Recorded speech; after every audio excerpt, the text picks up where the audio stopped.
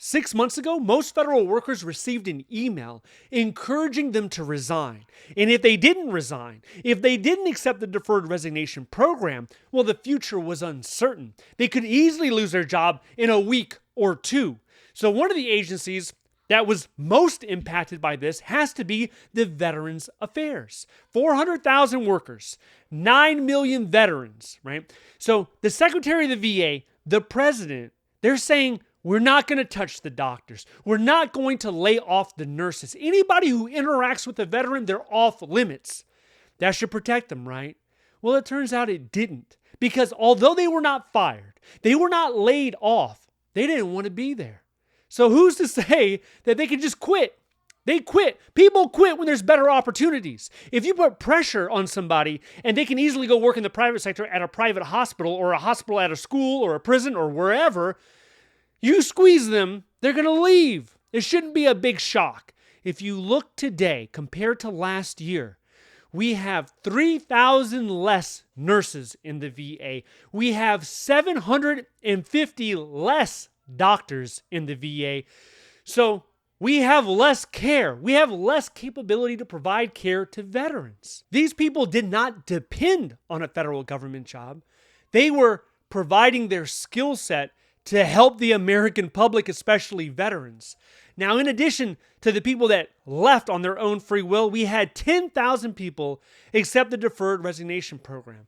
Now, with the DRP, you can work for the government again. You can easily take the DRP for the Veteran Affairs, and you could reapply to the Veteran Affairs or Department of Justice, USDA. You pick an agency. Pick one.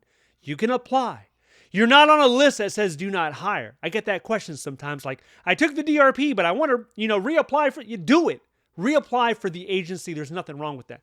Now, for the individuals that accepted it, we got some new information that came out because of a FOIA request. So number one was HR. Imagine that. Human resources, the number one job that left, that took the deferred resignation program. That is who is critical when it comes to getting talent in the pipeline. When it comes to onboarding, selecting, retaining, recruiting, the whole bit, you need them. They're gone, right? Over 1,000 left. Number two, program analyst. Pretty much the admin backbone of the agency. Doing everything from correspondence, managing GAO reports, OIG reports, doing privacy, the whole bit. They're doing all of that. Then you have IT folks. 1,000 people left HR, 1,000 people left program analyst, and then another 1,000 when it comes to IT specialists. So this is the situation that we're witnessing right now. During the Biden administration, Biden signed the PACT Act. That expanded healthcare to over 100,000 additional veterans. That allowed veterans to file disability claims that previously they could not. So anytime someone asks me, what did President Biden do? Name one good thing that came out of the Biden administration. The first thing that I think of is the PACT Act. So keep that in mind. Now transition where we're at right now. It's 2025, Trump administration. He is deliberately shrinking the VA workforce at a time where it is needed probably the most in recent memory. You have all these veterans that need health care now, and healthcare is not going to be available to them. The bottom line is the VA needs people right now. If you go on usajobs.gov, you can see there's over 4,000 open positions. But the question is, who's going to apply and interview and accept these job offers at this point? Now that the federal workforce is seen with a toxic cloud over its head, who's going to rush and apply? You're going to apply if there's no other opportunities. If you know you can get into the private sector or you can work in the medical field in state government, let's say, why would you apply for the federal government? Why would you do that to yourself? Most people would discourage it. The federal government is not seen as a desirable, stable career choice any longer. And I've talked to people recently. Once upon a time, they thought, yeah, that was a stable way to go. That was a way to develop experience. You do a few years in there, maybe do 5 years, earn your pension, transition back to the private sector, take that hard-earned knowledge and experience and apply it to a different sector. Well, they're not having those conversations anymore. It's not the same as it once was. And add to that, the VA decided it was a wonderful decision to reduce some of the pay.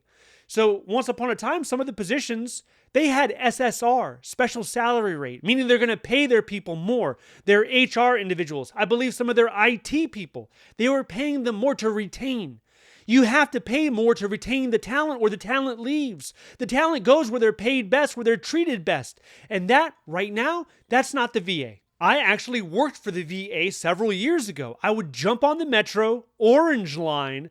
I would get out, get to the elevator, and I was surrounded by professionals that wanted to make a positive difference in veterans' lives. Not people that are glued to the smartphone or doing the wrong thing or running around gossiping. I've heard some wild stories when it comes to VA workers. That was not the work culture where I was at, right? Now, you take it outside of DC, you go to the more rural areas, well, they're really hurting because it's harder to find the right talent. And one of the ways the VA used to do it last year, the year before last, is they would hold these virtual hiring events. And anybody could show up. You could talk to someone that was in human resources. You could speak to a hiring manager. And that was a great way to try to get your foot in the door. You know how many hiring events the VA has done this year since January 20th? From January 20th to right now as I'm talking to you. This is how many.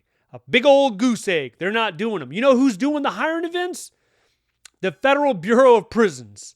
They can't stop doing them. They're doing them every week, twice a week, 3 times a week. They're doing everything they can in order to hire more correctional officers. You know who else is very aggressive when it comes to the hiring events? Department of Homeland Security, Customs and Border Protection. They're rolling out the red carpet. They want you to come down there. They want you to be a Border Patrol agent or work in immigration in some capacity. Not asylum, though. We don't do asylum anymore. But as far as border enforcement, yeah, there's positions there. They're doing hiring events. So what I'm saying is we're neglecting a certain area here, not just VA. We could spend a whole another 5 or 10 minutes talking about SSA because my goodness, what's happening over at the Social Security Administration is a tragedy.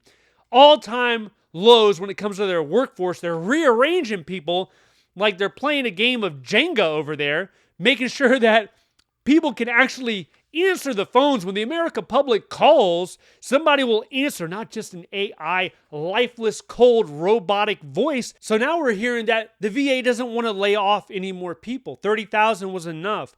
30,000 was the number they came up with. At the end of this fiscal year, they're going to be gone. So they're like, you know what? We had original plans to get rid of 80,000, but we're not going to do that anymore. Well, let me tell you, it's not because they're being nice for some reason. No, they've realized the risk level has escalated too high. And if they keep going down the path and the trajectory that we have witnessed, it's going to result in casualties. I mean, essentially, you don't have the healthcare providers there to provide healthcare, then the veteran community is going to suffer. And it's great that they figured it out. I mean, we're only 6 months in, but they figured it out. So wonderful, right? Now, if SSA can figure it out, that would be great too. In addition to this, we have a looming shutdown that's approaching ever closer. You know, it almost happened in March. Mid-March, we saw the government really close to shutting down, but the Democrats, they didn't let it happen. They decided, you know what? We're going to allow the Trump administration to continue their path of rampage. It's going to be fine. This time, it could be completely different. We could see demands being requested. We could see a hard stand, a showdown. Maybe the government shuts down for a few days, maybe a few weeks. If you want to know more about that, check this video out next. Stay updated by signing up to the free newsletter down below. Thank you so much for watching. I'll see you in the next one.